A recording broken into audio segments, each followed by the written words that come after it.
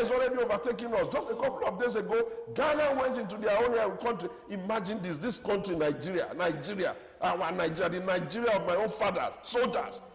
Ghana, when they broke our embassy, nothing happened. They are just filibustering. I know what could have happened if it was someone like Obasanjo that was president. And to imagine that Buhari is even there too, you ask, see no evil, hear no evil, do no justice. His party is collapsing underneath him. The government is, everybody just saying, what's happening? How can you be telling people what's the president? They should be hearing the president, they should be seeing the president, they should be feeling his action. People don't need to be, motivating the president to come in and weigh in on issues, even his own party. And he's forgetting one thing. PDP came in before 1999, 1998. We got a president in 1999. They were able to survive a couple of turns, from Obasanjo to Yar'Adua. We even survived the dead president. Is he going to allow his party to survive the way it's going when everything is a free-for-all in a ruling party with a sitting president and numerous sitting governors? So you will see that if we are not agitated, then you don't like this country. If you are asking me how have we done in democracy, I'll tell you, I am beginning to query whether this is the right system of government for us. It's even too expensive. You cannot be struggling, going up and down the place, you're going to be borrowing money, and the House of Assembly members are they want to renovate their house with how much? At what time? Is there no season in the affairs of men? Can a farmer who did not have a bumper harvest be spending like a farmer that had bumper harvest? Who is going to continue to pick the bills on behalf of the Africans? And we are here, educated, exposed, traveled, articulate, and we will not talk about it here, so that what can happen? So that we can then go to our gate when we get old, and our children will be asking us, when it happened, what did you do? At least I will say that while it was happening, I was going all over the place shouting. Charity. Ambassador Oladujoyi, we can see the passion Mr. Shomi spoke now. Yeah, it's part of democracy. It's part of democracy. Do you think this internal political crisis is one of the issues that is causing people to look the other way when it comes to growing this country? Well, from where... Maybe I should just add that you should actually, use the APC as an example. Yes. And of course, how do you feel? How do people, APC members, feel? Like the, maybe let me say, untimely silence of the leader of the party, who's supposed to be the president. Yeah. We cannot pretend as if there is no crisis. Yes. Yeah, go ahead. We have crisis in APC. We have crisis in PDP. And the most crises are in the two major parties because it is contest for power. And you will not find as much crisis in other lesser parties, Labour Party and what have you. But the two major parties are where we have the major powers, and that is where we have crisis. And I want to say that it is also part of democracy for the president of this country to say, I don't want to force my will on the party. Let people disagree to agree. You don't have a president that will pick his phone and say, as the governor of so, I hereby commandeer you. There is internal mechanism in all the parties to resolve their issues. And then when you have issues like that, there are different levels or organs of the party to see to it. So we should, if we have a president that is commandeering, that is forcing peace on his party, at the end of this, it will be counterproductive. There is a saying in Yoruba parlance that tí o bá ti rẹjà, ẹnìkan kì í bẹ̀. Let them dissipate their energy, let people disagree, go to court. At the end of the day, if the court decides that this is what is going to be, as people who respect the rule of law, you will abide by that. At the end of the day, as a party member, you will also know that you have to explore the internal workings of the party to the best, even before you start talking about litigation. But the main problem is that is the constitution or interaction of rainbow personalities. That is why I also agree that it's not about personalities, that we should not talk about political parties, we should talk about personality. That is an untenable excuse. It has to be a political party. Exactly. Because the party has its ideology, it has its aims, it has its objectives. You understand? So if you cannot come to run on a party without even internalizing the goals, the objectives of that party, and you now say you want to talk about personality. No. So it has to be about what does that party stand for, you know, and not too distant past. When you mention UPN, you don't need further education. People already know what UPN stands for. When you mention MPN, people know. But recently we've had even PDP saying it's a progressive party, when generally it's seen as a conservative party, you know. And because you also have people crisscrossing, you know. But one thing I'm happy about as it concerns our state in terms of excuses and what you are saying is that for the first time, and I stand to be contradicted, this present governor in Ogun State is not blaming or using what his predecessor did as excuse. You know, roads have been stopped. He has not, and it's continuing from where it was stopped. You understand? Schools have been abandoned. In fact, there are people who now go and bring a picture. Maybe people people who served in the last administration. They say, look at this picture of so school. See what that was done to it. I say, you are shooting yourself in the leg because your man was there 8 years ago. You know, and you can see in his policy of inclusiveness, which is not even palatable to some of our people, even in the party, is trying to bring everybody along. And you can see that the heat that we had prior to the March 9, 2019 election has reduced in Ogun State. You know, we have a governor that is not saying this one didn't work because my predecessor did this.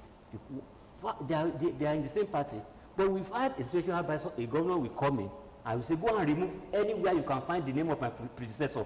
Go and remove them. You talk about like say this. Look at what happened in Abeokuta concerning water. It was not that there was no water, but pipes were disrupted for that development, you know, road construction and what have you. It was not fixed. The new EMSMA is not shouting. It's not on the TV to say that so person caused it. It's trying to gradually, reduce them. Repair them. So that is why I believe that you cannot continue to complain about your predecessor. You have been saddled with the task of taking over, carrying on from where it stopped, you know. And when you look at it, left, right, left, you talk of litigation, it is happening in all the parties. And that's why I said the contest is actually about the struggle for power. And for example, if you look, our parties are in Edo State, APC, PDP. I looked about it, I thought about it, and I said, okay, if Mr. A is going to contest and B is coming back to where he left before to contest, I looked at it, I said, is this democracy? Is it what we call democracy? Okay, maybe. But let the will of the people prevail. Let the vote of the people count.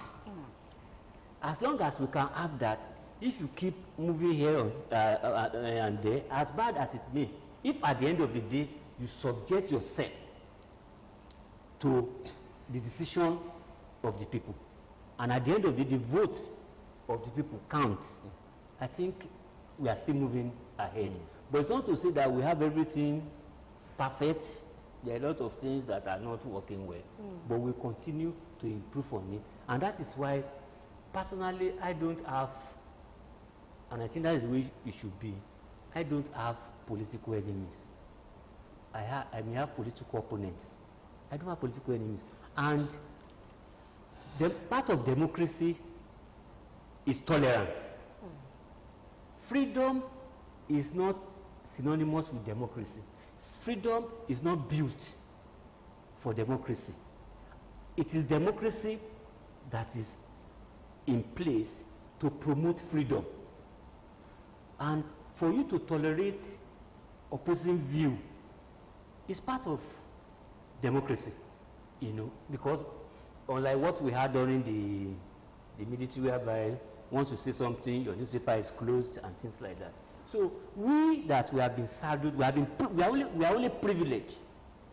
Whether you are a governor, you are a council chairman, we are only privileged because other people can do it.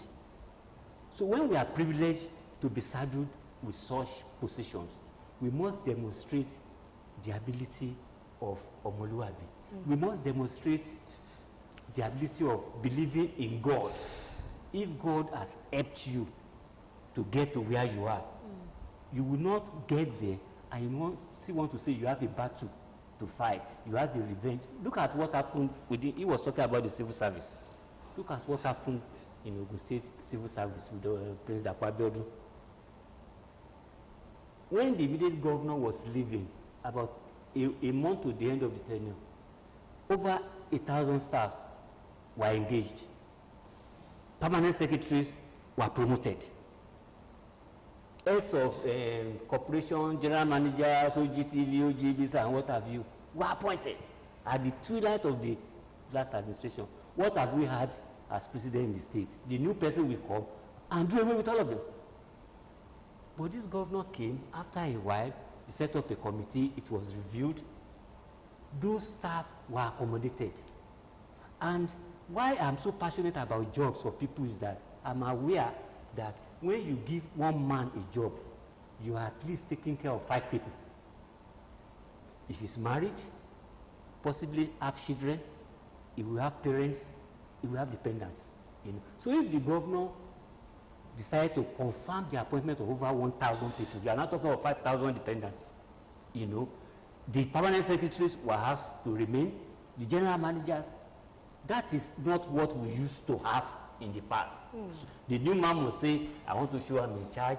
Whatever he has done, I'm not going to take it. So if we can continuously improve in that light, even when the new man is not perfect, we will say, you have done this, you have done this.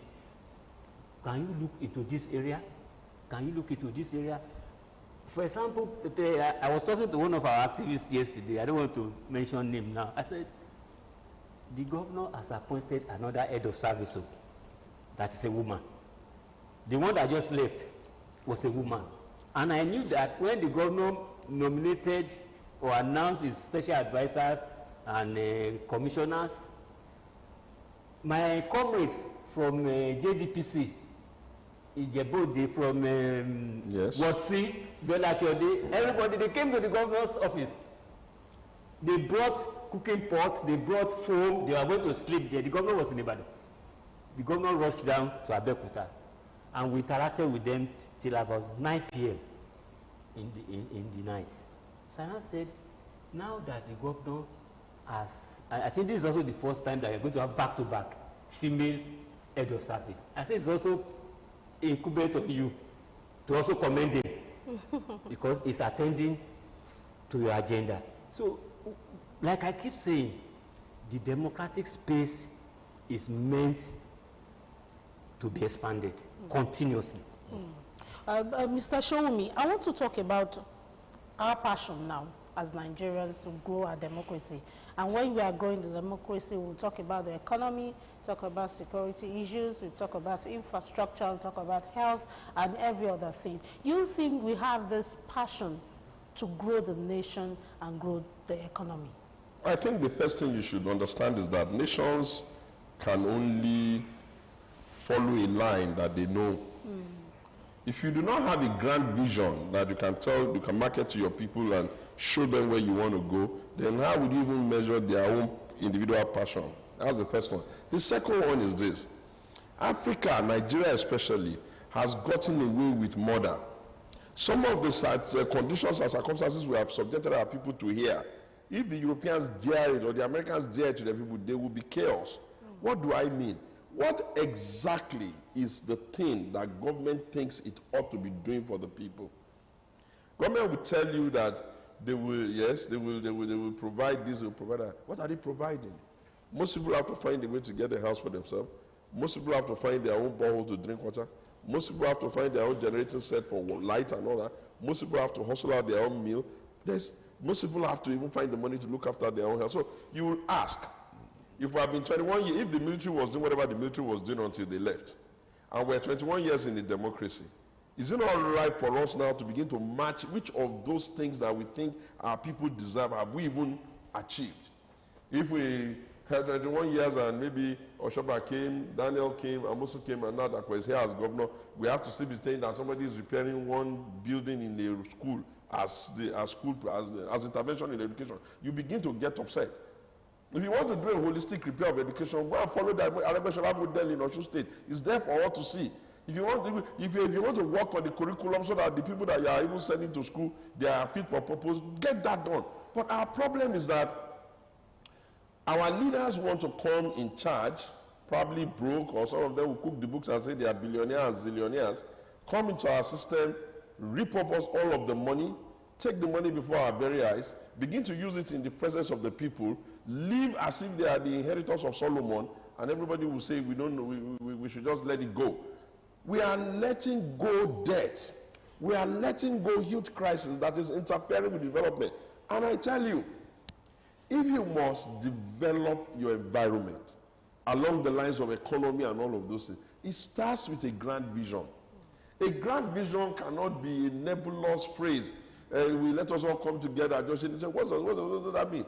A grand vision has to be encapsulated in, we're going to be the giant of Africa. We're going to be the gateway state. When we say we're going to be the gateway state, it automatically means that we're saying that all businesses should find accommodation at home here.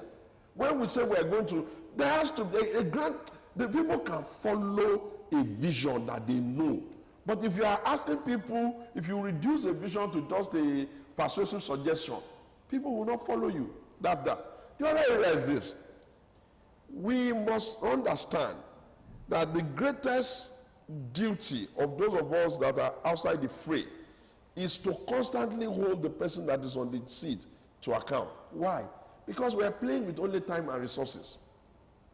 We are playing only a game of time and resources. Before you know it, in a 4-year calendar, 1 year is gone. Before you know it, you know what the resources that is gone. And so you ask yourself, is it going to be garbage in, garbage out? Any man that is trying would not even need to announce to us that is trying. We all, as citizens of the state, we will be the champion of the evidence of what we see. Maybe we may be a bit hasty, and we forgive us, we take apologies for being hasty. But we are hasty because we know the reality of what's going on all over the world. The world has changed significantly. We're not doing as well as we used to do. We are the children of Bafemi Awolowo. We're no longer the tops in education. We're no longer, don't let us deceive ourselves. We need to go back to our default mode. We need to take these things very, very seriously. We need to be sure that we're going to have zero tolerance for corruption. We need to be sure that we're going to have zero tolerance for lack of audit. These are the big things. And in terms of the political party, before the time runs out, it will not run out. In terms of the political parties and the role of leadership, I understand when people say, oh, the excuse is that we let let everything just go on the free for all, let them be called. In fact, they let them start breaking their heads, and then maybe one day they will wake the president, and then Mr. President, the party has destroyed on top of your head. The concept that we run in Nigeria that is uniquely that of Nigeria is that the local government chairman is the leader of the party in the local government, the state governor is the leader of the party at the state, and the president is the leader of the party at the federal. So if we see a crisis there is a level you will tolerate that, okay, they are just playing gymnastics, but there's a level you will get to be wondering that if it is bothering you, why is it not bothering their leader? It's not until the leader carries the hammer and starts hitting people's head before he signals that he's not going to tolerate certain tendencies. After all, are there no reasons why they gathered to go and form a cacophony of strange bedfellows to say they are forming a political party? Well, so what is the way forward now? What I just want to say quickly, because one, Shegun should not cry more than the bereaved.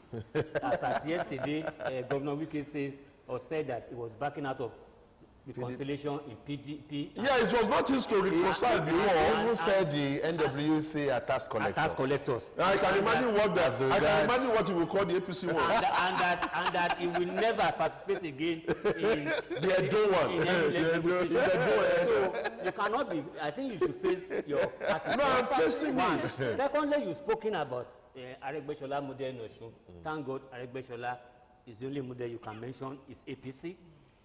Thirdly, the Ogun State slogan Ajumose Buwani Ajose Buwani is well thought out, and it symbolizes democracy, because democracy is collectiveness, togetherness, Ajose Buwani, and that's why I said we have rules. To whom much is given, much is expected. We expect much from our leaders, but the followers also have their role to play. On the issue of schools, we had a governor in this state, immediate past governor, who did model schools. And the unanimous verdict of Ogun people is that those big white elephant model schools and the money spent on them, they would have preferred such funds to be spent on, I mean, what do you call it now? Renovating Across board our schools, our primary schools, and what have you. So if we are still looking for such model schools, we will get about those that have not been touched, rules that have not been changed in the last 20, 30 years, all over Ogun State. I think it makes sense for us to renovate them, fix it, Okay. and what have you. Thank you. I'll just give Shegun 30 seconds to wrap We up. must campaign in poetry and govern in prose. When you say the vision statement is a persuasive argument, let everybody come and join, as far as I'm concerned, can never be enough. You must campaign in poetry and govern in prose. Thank you. Well, of course, we must agree that we are still moving on, and of course, just for us to be vibrant, we'll get there. Thank you very much. I want to thank my two guests, Firebrand Shegun Shewumi, anytime, any day, and of course, ever articulate Tunde Oladunduye too, from the APC, from the PDP, but it's not a party that we have I've told him that Governor Abiodun's government is his government, because it is now Ogun State. At least in the next No, that's 4 years why of I'm government. engaging it. That's So why I'm engaging. this It's my government. government. We are not A playing lot of my exceptional- friends, like the today that I left on sabbatical, they go and spend some time The there from government is government of everybody. It's inclusive. Thank you very much. Of course, let me thank once again a public analyst and a politician, for spokesperson of Atiku Abubakar campaign organization during the last presidential election. Shegun Shewumi, thank you very much. It's a pleasure. Thank you for Of having course, me. the media experts and the publicity secretary of APC in Ogun State, Tunde Oladunduye. Thank you very much. You Thank have you. made It's a pleasure being here. today Thank you. worthwhile Thank for you us. for Thank you coming. very much. Of course, we'll see on the program the Wednesday edition of Newdawn with Charity James and Akim Akitunde. Don't go nowhere. We're still here. We're just allowing our guests to take a leave. Then we have another guest in-house.